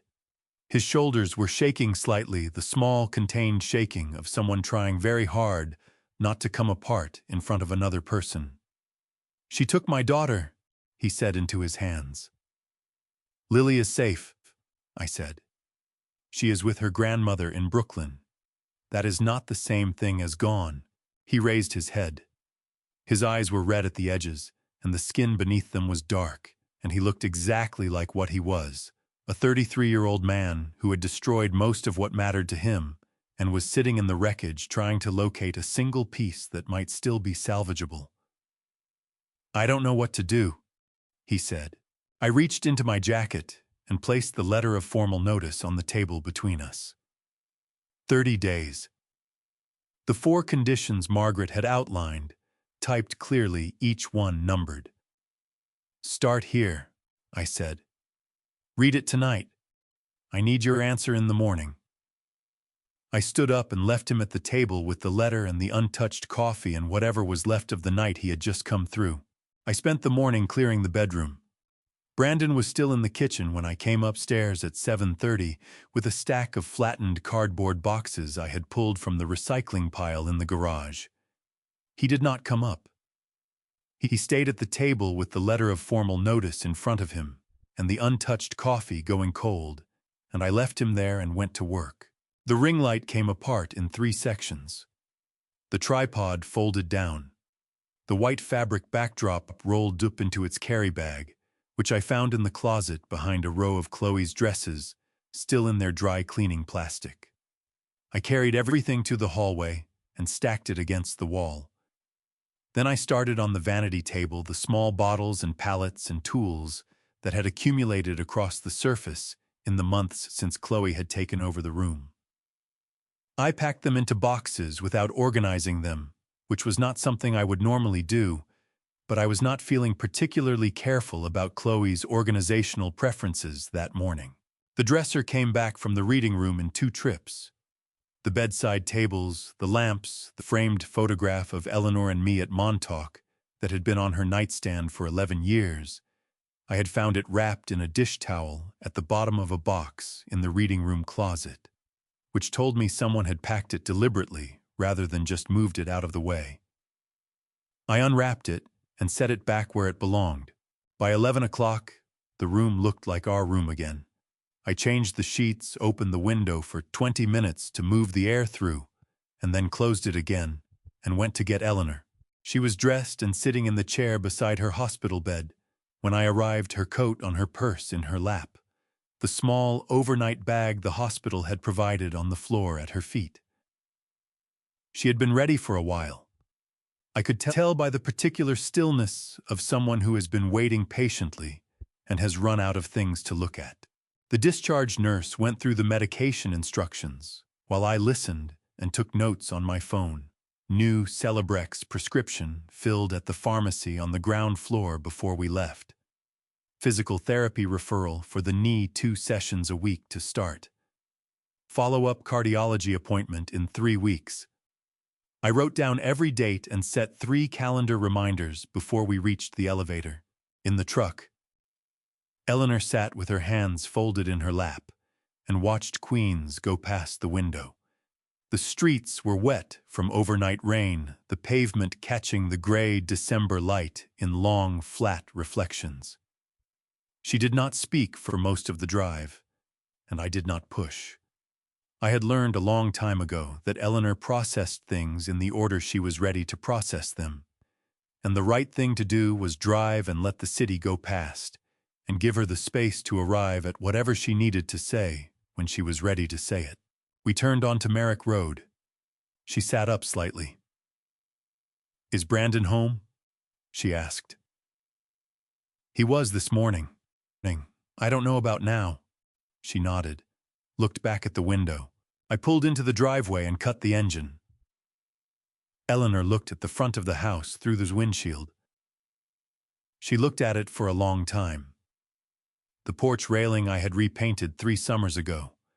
The window boxes she had planted with winter pansies in October. The front door with the small wreath she put up every year on the first weekend of December. She opened the passenger door and got out without waiting for me to come around. I followed her up the front path and unlocked the door and held it open. She stepped into the hallway and stopped. The house was quiet. The afternoon light came in through the front window in a long, pale rectangle across the hallway floor. Everything was where it was supposed to be. The coat hooks, the hall table, the small mirror Eleanor had hung there 20 years ago because she liked to check her hair before she went out. She took it in slowly, the way someone took in something they had been afraid they might not see again. I brought her bag in and set it by the stairs. Then I went ahead of her up to the 2nd floor and opened the bedroom door and stood back. Eleanor came to the doorway and looked in. The room was exactly as it had been before any of this started. The dresser against the wall it had always been against. The bedside tables on their respective sides. The lamp she had bought at a yard sale in Garden City 8 years ago. The one with the blue ceramic base she had never been able to find a replacement for. The photograph of us at Montauk back on her nightstand, where it had been for 11 years. Her hand came up and pressed flat against the doorframe. Her shoulders dropped slowly, the long exhale of someone who has been holding something up for a very long time and has finally been told they can put it down. Her chin dipped toward her chest. I could see from where I stood that her jaw was working the small, tight movement of someone pressing back against something they have decided not to release in the hallway. "Eleanor," I said. She shook her head slightly. Not at me, at herself. She pulled in a breath, stepped into the room and walked to the bed and sat down on the edge of it. She placed both hands flat on the comforter on either side of her, the way she sat when she was grounding herself in something real. "I thought I'd never sleep in that bed again," she said. Her voice came out rough at the edges. "This is our home," I said. "Nobody gets to take that." She looked around the room slowly, at the lamp, at the photograph, at the window I had opened for 20 minutes that morning. "It smells different," she said. "I aired it out." She looked at me. "No." She pressed her lips together briefly. "It smells like when you open a window in a room that's been closed too long. Like the air finally moved." I sat down on the edge of the bed beside her. Not close enough to crowd her. Just close enough to be there. We sat like that for a while, side by side on the edge of our bed in our room, and the house was quiet around us in the way it had not been quiet in a long time. Then from the hallway below, I heard a sound I had not heard in this house in longer than I could immediately recall. A knock at a door. Soft, deliberate. The knock of someone who understood perhaps for the first time that knocking was required. Eleanor looked at me. "That's Brandon," she said. "Yes." She straightened her back. She looked at the door. Then she looked at me again, and in her face I saw the thing that had kept her going through 8 months of lists on the counter and wrong-footed slippers and $60 grocery allocations. The same stubborn, patient, clear-eyed love that had never once asked me to be different than I was. "Let him come up," she said. I went to the door and opened it. Brandon was standing in the hallway with the letter of formal notice in his right hand. He had folded and unfolded it enough times that the paper had gone soft along the crease lines the way paper went when hands kept returning to it. He was still in the same clothes he had been wearing since Tuesday, and he had not shaved, and the skin beneath his eyes had the particular translucence of someone who had not slept in 2 days. He looked past me at his mother. Eleanor was sitting on the edge of the bed where I had left her, her hands still flat on the comforter on either side of her. She looked back at him without changing her expression, without softening it or hardening it. She just looked at him the way she had always looked at things she was deciding how to handle. "Come in," she said. He stepped into the room and stopped a few feet from the door. He was holding the letter the way someone held something they had decided they were not going to put down, because putting it down would mean they were no longer sure of what they had decided in the night. He looked at me. "I want to try," he said. His voice came out steadier than I expected, which told me he had been practicing the words, going over them in the kitchen or the bathroom or wherever he had spent the hours between my leaving him at the table this morning and now. "The job at Dave's. Whatever shift he needs. I don't care if it's nights." I did not respond right away. I walked to the chair in the corner of the room, the reading chair Eleanor had kept there for 30 years, the one with the green upholstery that had faded to something closer to gray, and I sat down and rested my hands on my knees. "There are 4 conditions," I said.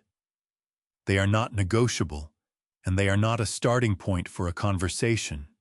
They are the conditions." Brandon straightened slightly. "Okay.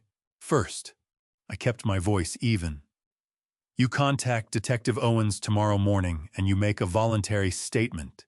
You tell her everything about the loan application, the full account when you opened it, how you submitted it, what you did with the money. Voluntary cooperation has weight in how the district attorney's office handles cases like this. Margaret has already spoken with Owens about this possibility. The call takes 15 minutes. You make it." Brandon's jaw moved. He nodded. "Second, you start at Dave's warehouse next Monday, whatever shift he assigns. You do not miss a day without calling in advance with a reason he considers acceptable. You do not complain about the work to me or to your mother. You get up, you go, you come home, and you do it again the next day." "I understand." "Third." I paused here, because this was the one that had kept me awake the longest the night before, the one I had turned over the most carefully, before I was satisfied with how I had shaped it. "Your first paycheck goes to your mother.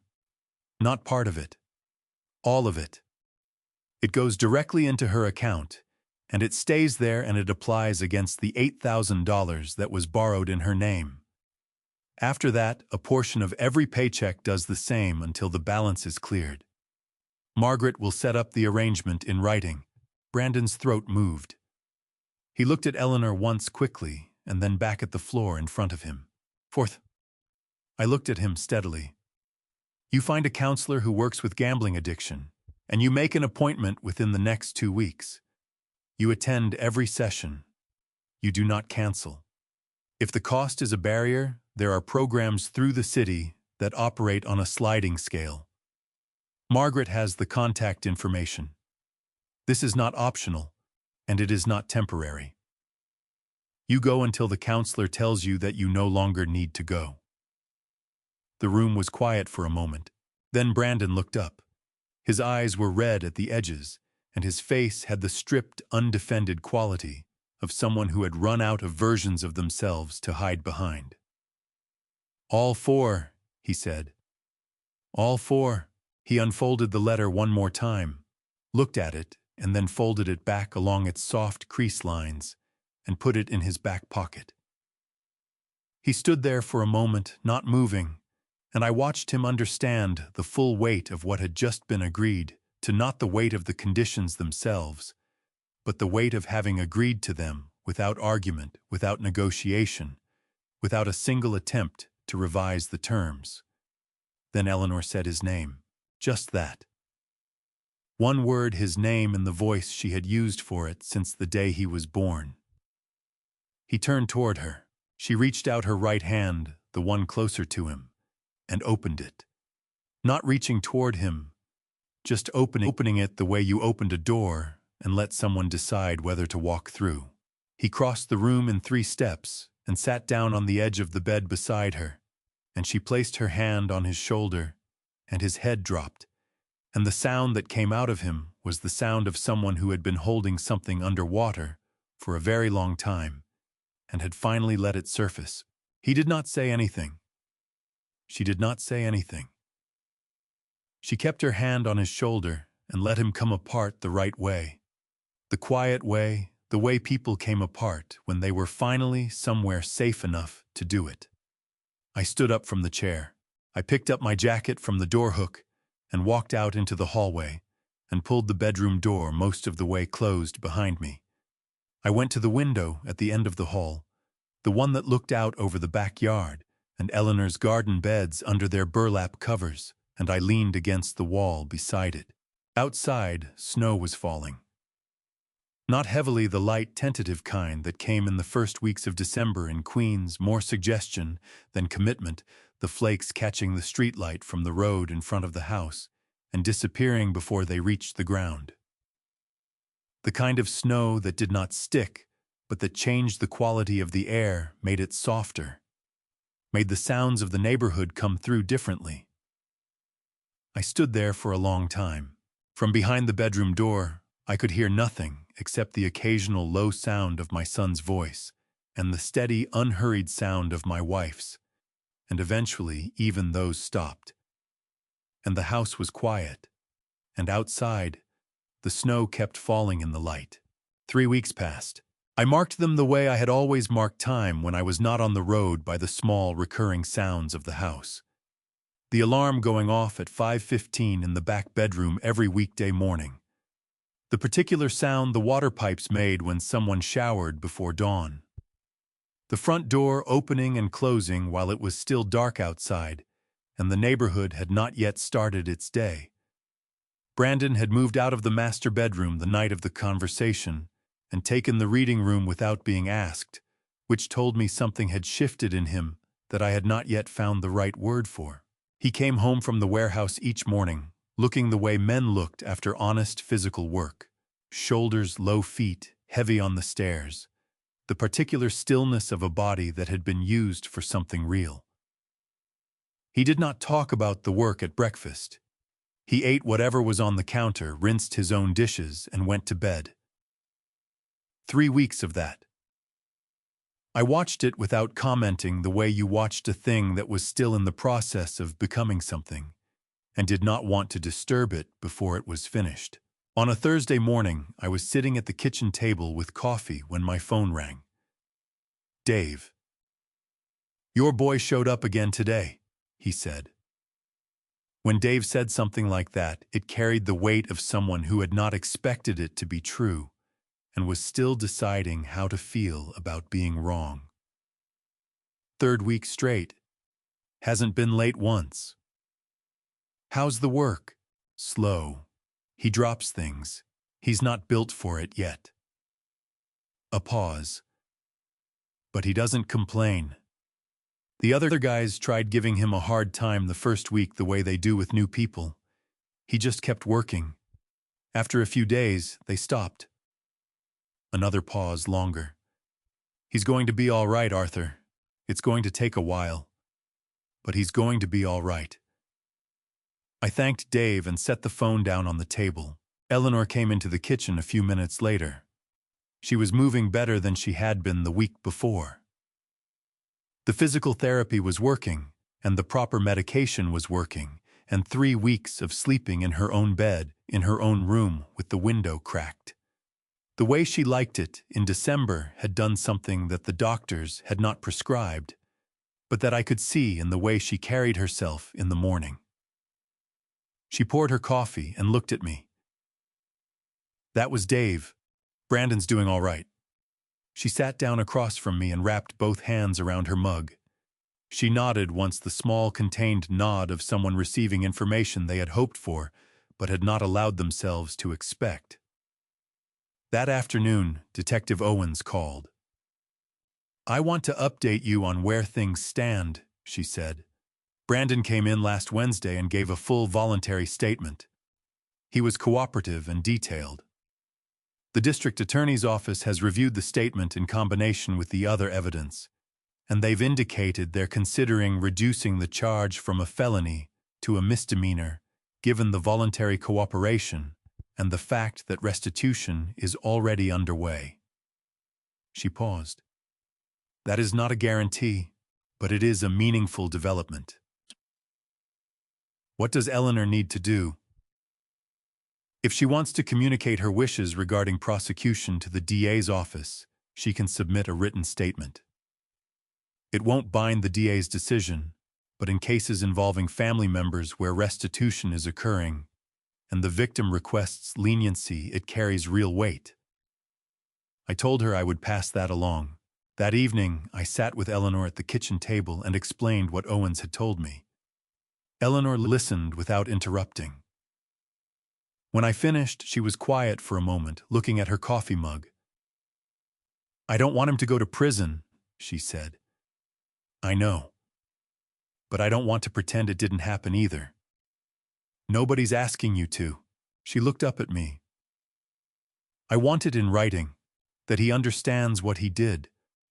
Not to me, to Lily. What it would have meant for her to grow up with a father who did this and never answered for it. I called Margaret the next morning. Margaret drafted the language. Eleanor read it 3 times, made 2 small changes in her own handwriting, and signed it. Margaret submitted it to the DA's office by end of day Friday. On Saturday, I drove to Brooklyn with a box of donuts from the place on Hillside Avenue that Lily had asked about by name the last time she visited. I sat in Chloe's mother's living room on a couch covered in a crocheted blanket and watched Lily eat a glazed donut and tell me about her new classroom and the hamster they had gotten for the class, and the way the hamster's cheeks looked when it stored food. Chloe sat across the room with her coffee, not joining the conversation, but not leaving it either. At the door when I was leaving, she said Brandon had called twice. She had not picked up either time. "He's working," I said. "Nights." She looked at the floor for a moment. "Lily asks about him." I know. She did not say anything else, and I did not push. Some things needed to move at their own pace, and I had learned in the past 3 weeks that my job was to be present for the things that were mine to be present for, and to leave room for the things that were not. Sunday morning, Dave's truck was in my driveway at 7. He got out and stood by the hood with his hands in his jacket pockets, squinting at the front of the house the way he squinted at everything, like he was calculating something. "I need a driver for the Philadelphia and Boston runs," he said. "Regular schedule. Home every 2 to 3 days." He looked at me. "You interested?" I stood on the front porch and looked at the street. The neighborhood was just starting its Sunday morning. A dog walker going past somebody's car, warming up 2 houses down, the particular quiet of a December morning in Queens, when the week had not yet started. I thought about Eleanor inside making breakfast, about the physical therapy appointments on Tuesdays and Thursdays, about Brandon coming home each morning with his feet heavy on the stairs. 2 days maximum, I said. "I'm not doing 3. Dave studied me, then he nodded. 2 days. I can work with that. He got back in his truck and pulled away. I went inside. Eleanor was at the stove. The kitchen smelled like coffee and the particular brand of soap she had used for as long as I had known her, and the morning light came in through the window above the sink in a long, pale rectangle across the floor. I sat down at the table. My phone buzzed. A text from Brandon. "First paycheck came in. Sent the whole thing to Mom's account like you said." I read it twice. Then I set the phone face down on the table and picked up my coffee. Some things did not need a reply. They just needed to have happened. The follow-up appointment was on a Tuesday morning in January. Raymond's office was on the 3rd floor of a medical building on Parsons Boulevard. The waiting room had the same magazines it always had 3 months out of date, and the same rubber plant in the corner that Raymond had owned since I could remember, which meant the thing was either immortal or he kept replacing it with an identical one, and had never mentioned it. Eleanor went in alone. 35 years had taught me that she processed medical appointments on her own terms in her own order, and she would tell me what mattered when she was ready. 22 minutes later, she came out walking with the particular quality of movement that told me the appointment had gone the way she had hoped. Not the careful step of someone managing pain, but the ordinary step of someone who had been given permission to move like themselves again. She sat down beside me and put her coat on. "He says the joint is responding," she said. "The inflammation is down significantly. If I keep doing the exercises and stay on the medication, there is no reason I cannot have full mobility back by spring. That's good news." He also said my heart looks fine. The irregularity was situational, his word. Now that the stress has been removed, the readings are normal. The stress has been removed. I thought about what that phrase covered: 7 weeks of wrong medication, months of lists on the counter, $60 grocery allocations, nights alone on the floor. all of it filed under situational stress in a medical chart. Raymond had a gift for compression. We drove home through January Queens, the Christmas decorations gone from the storefronts on Jamaica Avenue. The streets returned to their ordinary gray. There was something honest about January in New York. It did not ask you to feel anything you were not already feeling. Eleanor watched the streets go past and was quiet for a while. Then she said, without turning from the window, "Do you have any regrets about how you handled things with Brandon?" I drove for another block before I answered. "I regret not seeing it sooner," I said. "I don't regret what I did once I did see it." She turned and looked at me. "Me too," she said. At home, I hung my jacket on the hook by the door, my hook, the left one, which had been mine since we moved in, and which had been occupied by someone else's jacket for the better part of a year, and which was mine again now. I stood in the hallway and listened, the kettle filling at the sink, Eleanor's footsteps on the kitchen floor, the slight adjustment in her gait, as the knee continued its slow return to itself. From upstairs, Brandon's alarm going off and being silenced. He was sleeping days now, working nights, the rhythms of his presence arranged around the rhythms of work, the way they were supposed to. Outside, a car went past on Merrick Road and faded. I went to the kitchen and sat down at the table. This table. 22 years of mortgage papers and algebra homework and 4:30 coffee before long hauls. Eleanor shelling peas every summer. Lily eating her first solid food in the high chair we kept in the garage. It did not care about the weeks when there had been a spreadsheet and a loan application laid out across it. It held what you put on it without judgment, and when you cleared it off, it was exactly what it had always been. Eleanor set a mug in front of me and sat down the way she had 10,000 times before. Her face in the January morning light was the face I had been looking at for 35 years. Not younger, not unmarked, but entirely familiar, which was better than either of those things. I drove trucks for over 30 years. I know that a heavy load does not stop the moment you hit the brakes. It needs distance. It needs time. A family is no different. The weight of what had happened in this house would not disappear overnight. But the wheel was steady. The road ahead was clear. And for the first time in longer than I could recall, the house was making the sounds it was supposed to make: the kettle, the footsteps, the alarm from upstairs, the car on the street outside, the ordinary, unremarkable sounds of a place where people were living their actual lives. We drank our tea. Outside, January went about its business, cold and clear and honest, the way things tended to be, once you had cleared away everything that did not belong. I drove trucks for 30 years and thought I understood heavy loads. I was wrong. The heaviest thing I ever carried was the weight of not paying attention to my own home. I am not proud of how long it took me to see what was happening to Eleanor. If you are a father, a husband, a provider, do not make my mistake. Family justice does not begin in a courtroom. It begins the night you decide to actually look. God has a way of bringing you home exactly when you need to be there.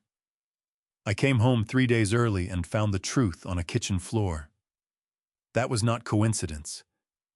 These are Dad's revenge stories that no man should have to live, but if living mine keeps one father from making the same mistakes, I will tell it 1,000 times.